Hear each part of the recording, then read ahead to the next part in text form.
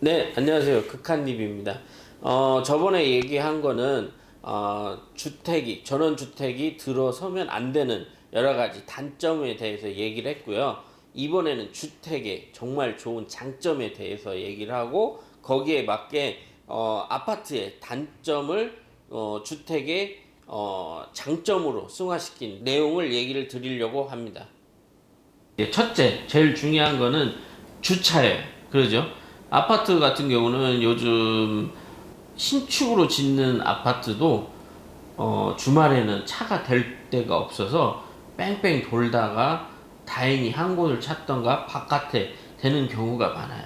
왜냐면 요즘 뭐 부인이라든지 자녀들 같은 경우 차가 뭐 집에 최소 3대에서 4대 정도 보유를 하고 있는데 그러기 때문에 차 댈 곳이 없거든요. 그래서 도심 주택 같은 경우는 주차를 편안하게 할 수 있어서 상당히 좋다. 예. 거기에 이제 장점에 들어가고요. 예, 두 번째는 모든 사람이 이제 공감을 할 수 있을 거예요. 층간소음이죠. 층간소음 같은 경우는 이제 신축이든 구축이든 아무튼 제가 신축도 살아보고 구축도 살아봤는데 층간소음이 아주 심해요. 정말. 구축은 뭐 당연히 뭐 위에서 뛰는 소리, 전화 소리, 뭐 변기 내리는 소리까지 다 들리고, 그다음에 신축은 뭐냐면 층간소음 때문에 상당히 문제가 되고, 그다음에 아이들이 키우면 윗집, 아랫집 할 거 없이 아파트 탈 때마다 조금 거꾸로움을 느낀 적이 많을 거예요. 이제 그런 것이 이제 싫으니까 주택으로 가는 경우가 많죠. 그래서 두 번째로 층간 소음 때문에 도심 주택이 좋다 그렇게 해드리고요. 세 번째는 이제 의료 시설이나 편의 시설이에요. 아무래도 이제 연세가 드시거나 저 같은 경우도 뭐 간단하게 뭐 치과라든지 내과라든지 뭐 아이들 소아과라든지 그런 걸 갈 때 아무래도 도심 외곽에 있으면 그런 이제 편의시설이 멀기 때문에 좀 불편하죠. 그런 게 있지만 이렇게 도심 주택 같은 경우 모든 인프라가 갖춰져 있기 때문에 병원 다니기도 좋고 그다음에 뭐 편의점이 바로 있기 때문에 뭐든지 이게 편리하게 살 수 있다. 도심 주택의 장점이라고 보시면 되고요. 그다음에 이제 저는 좀 중요하다고 생각을 해요. 이제 배달 음식이죠. 뭐 배밀이라든지 여러 가지 배달 음식을 좀 그래도 집에서 많이 해 먹지만 그래도 가끔씩 귀찮고 힘들 때 이렇게 시켜 먹었을 때 뭐 전원주택 같은 경우는 아예 배달이 안 되고 뭐 외곽에 있어도 마찬가지잖아요. 근데 도심주택 같은 경우는 배달이 아주 쉽게 잘 되기 때문에 그런 장점이 있죠.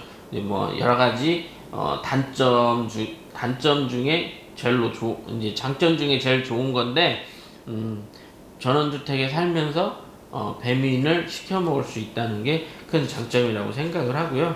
그 다음에 이제 다섯 번째는 뭐 치안이에요. 아무래도 이제 아주 깊은 산골에 사시는 전원주택도 있고 외곽에만 살아도 좀 많이 떨어져서 이렇게 집을 짓는 경우가 많거든요.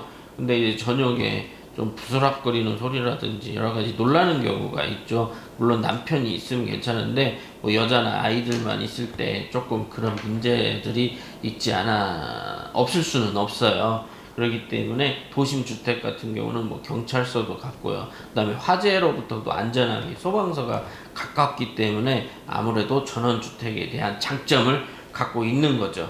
그리고 이제 여섯 번째는 제가 이 도심 주택을 선택하기 위해서 제일 많이 생각하는 이제 자녀들의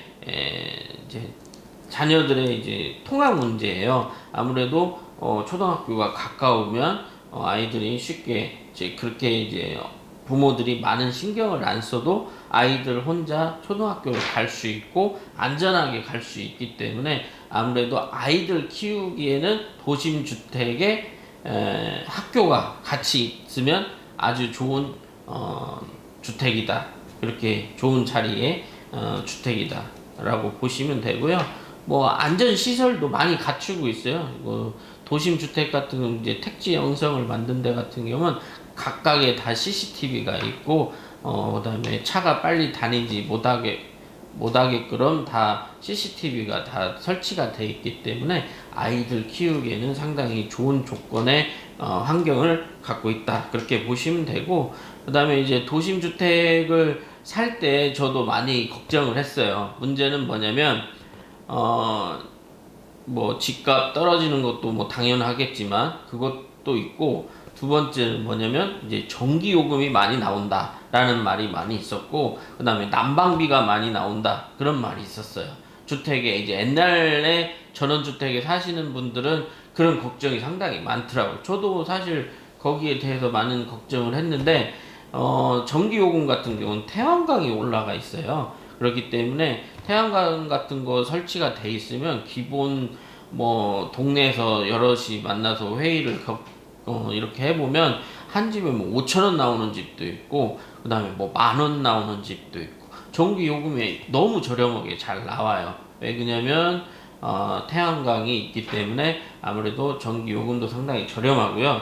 그 다음에 이제 단열이죠. 이제 난방비 같은 경우는 도심주택 같은 경우는 도시가스가 들어와 있기 때문에 아무래도 난방비가 저렴하죠. LPG보다는. 그 다음에 이제 뭐냐면 외곽에 있는 전원주택 같은 경우는 LPG를 사용을 하기 때문에, LPG나 기름가스를 사용하기 때문에 아무래도 난방비가 상당히 많이 나오고, 그 다음에 이제 단열 효과라든지 그런 게 좀 많이 신경을 안 써서 짓는 거 아닌가, 이제 옛날에 지었던 집은. 근데 요즘 짓는 주택 같은 경우는 단열 효과가 아주 좋은 소재로 해서 집을 짓기 때문에 아주 따뜻하게 사용하실 수 있고요. 난방비 같은 경우는 한 달에 뭐 12만 원 정도, 10만 원 정도밖에 안 나오기 때문에 보통 아파트에서 사용하는 금액이면 충분하게 따뜻하게 지낼 수 있다고 따뜻하게 지낼 수 있습니다.